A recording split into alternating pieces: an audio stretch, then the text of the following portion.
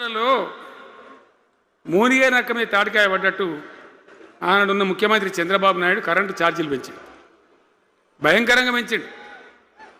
తెల్లారి నేను ఒక ఉత్తరం రాసిన, నీ కరెంటు ఛార్జీల పెంపుదల వాపసు తీసుకో, లేకపోతే ఈ సమైక్య రాష్ట్రంలో మాకు న్యాయం జరగదని నేను ఉద్యమానికి పోవాల్సి వస్తుంది, తెలంగాణ కోసం కొట్లాడాల్సి వస్తుందని చెప్పి రాష్ట్ర ఆయన తీసుకోలే. కొంతమంది రైతులు పాపం పోరాటానికి వచ్చింది. మీరు కొత్త వాళ్ళు చూడకపోవచ్చు, కానీ చాలా పాత వాళ్ళకి తెలుసు.